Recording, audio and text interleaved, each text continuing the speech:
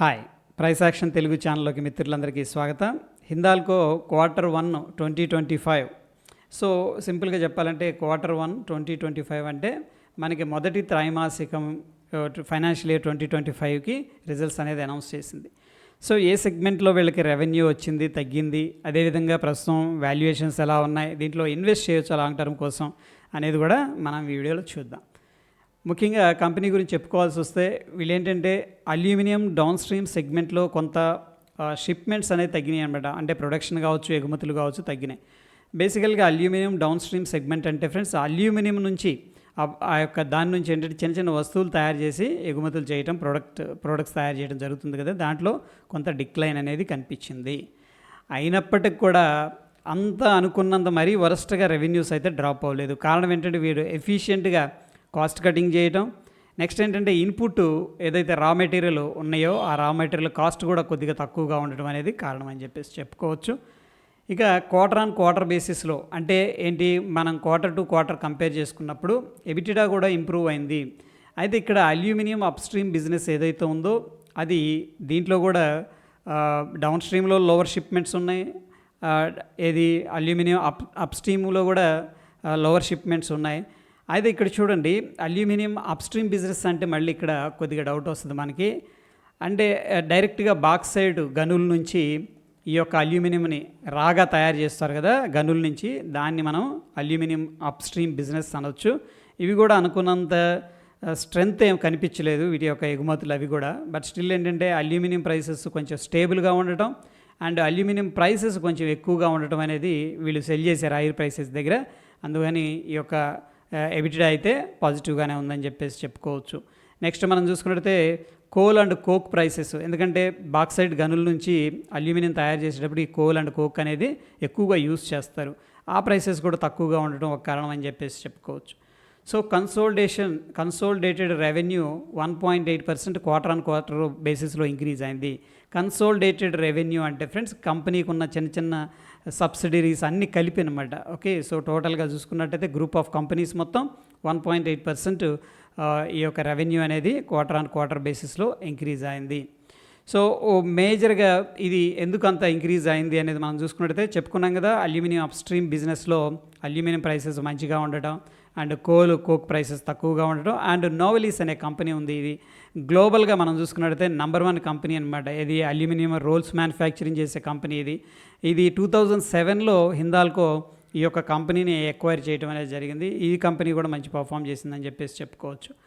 దాని తర్వాత కంపెనీ యొక్క డెట్ కూడా కొద్దిగా తగ్గింది. ఏది ఇయర్ బేసిస్లో కంపేర్ చేసుకున్నట్టయితే ఒకసారి ఆ యొక్క స్టాట్స్ అనేది చూద్దాం.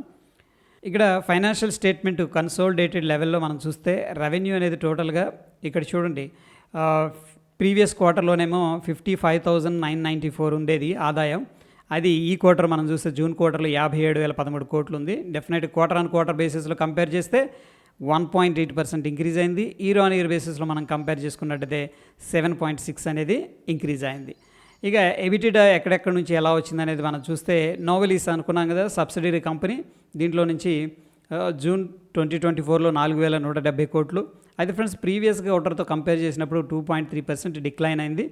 ఇయర్ బేసిస్లో కనుక మనం కంపేర్ చేసుకున్నట్టయితే నోవెలిస్ అనే కంపెనీ 20.7% అనేది ఎబిటిడా అనేది ఇంప్రూవ్ అయినట్టు కనిపిస్తుంది. అల్యూమినియం అప్ స్ట్రీమ్ అనేది మనం చూస్తే ప్రీవియస్ క్వార్టర్తో పోలిస్తే సిగ్నిఫికెంట్ రైజ్ అనేది కనిపిస్తుంది. ఇక్కడ చూడండి, మనకి జూన్ క్వార్టర్లో 3,493 కోట్లు అనౌన్స్ చేసింది ఎబిటిడా అండ్ ప్రీవియస్ క్వార్టర్లోనేమో 2,709 కోట్లు.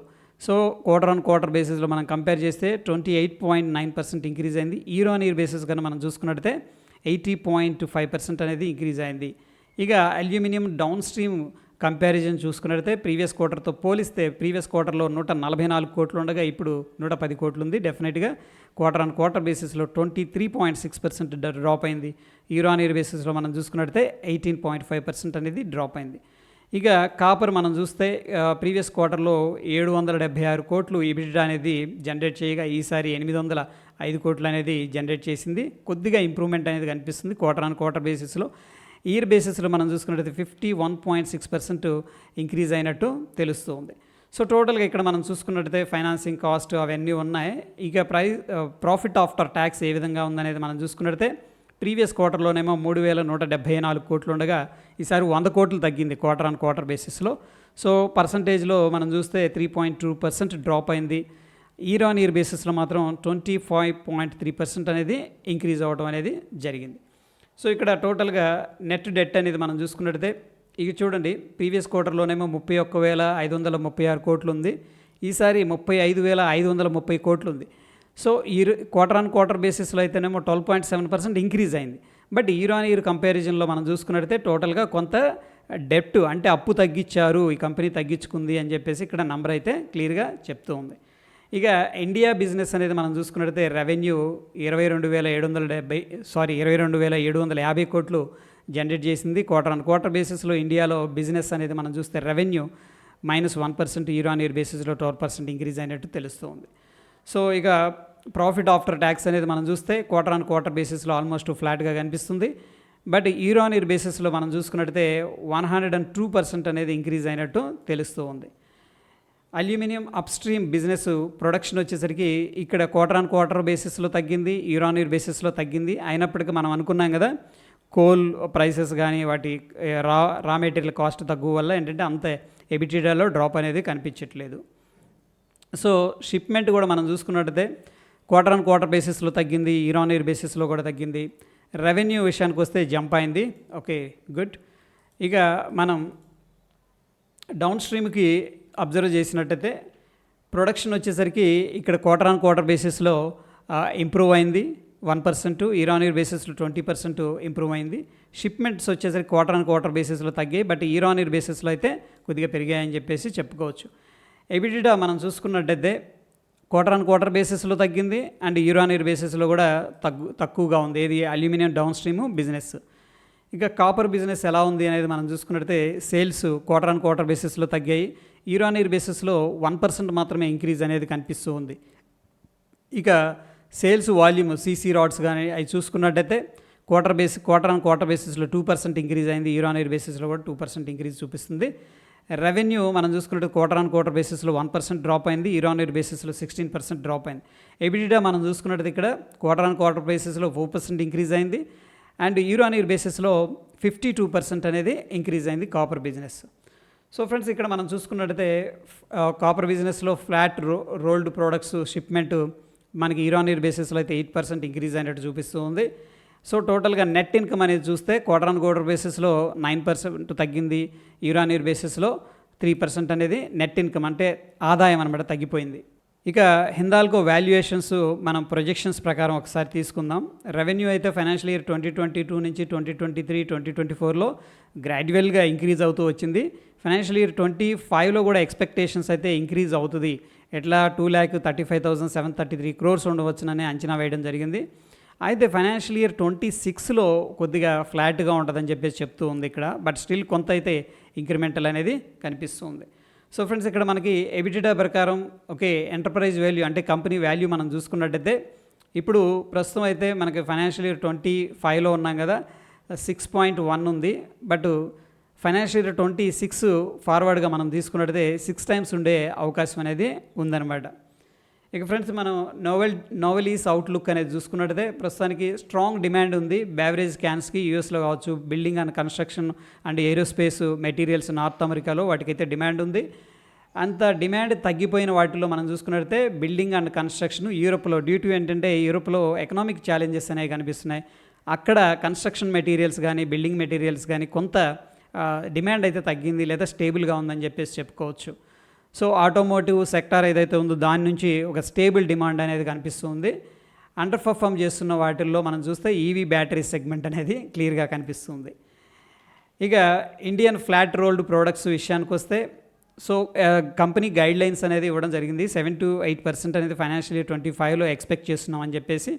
మేజర్గా గ్రోత్ ఎక్కడి నుంచి వస్తుందంటే packaging, automotive and construction sector అని చెప్పేసి గైడ్ లైన్స్ ఇవ్వడం జరిగింది వాళ్ళు. కాస్ట్ అండ్ ప్రైసింగ్ ఎక్స్పెక్టేషన్స్ విషయానికి వస్తే కోల్ కాస్ట్ అనేది, ఎందుకంటే మనం అనుకున్నాం కదా వీళ్ళు అప్స్ట్రీమ్ అల్యూమినియం అప్స్ట్రీమ్ చేయాలంటే డైరెక్ట్గా గనుల నుంచి తీయాల్సి వస్తుంది. అటువంటిప్పుడు ఏంటంటే కోల్ అనేది వాళ్ళకి అవసరం వద్దా, ఎందుకంటే దాన్ని మండించడం, దాన్ని కరిగించడం దానికోసం. సో ఇదైతే స్టేబుల్గా ఉంటుంది అని చెప్పేసి ఎక్స్పెక్ట్ చేయడం జరిగింది. కార్బన్ ప్రైసెస్ వచ్చేసరికి ఫ్లాట్గా ఉండొచ్చు, కార్బన్ ప్రైసెస్ కొద్దిగా తగ్గొచ్చు అని చెప్పేసి చెప్తున్నారు. అండ్ కాపర్ ప్రైస్ వచ్చేసరికి ప్రస్తుతం స్టేబుల్గా ఉండొచ్చు, లేదా ఈ ఎబిటెడా ఏదైతే ఉందో Q1 ఎబిటెడా దాంట్లో కొంత ఫ్లాట్గా ఉండే అవకాశం ఉంది, లేదా కొద్దిగా తగ్గొచ్చు అని చెప్పేసి చెప్తూ ఉన్నారు.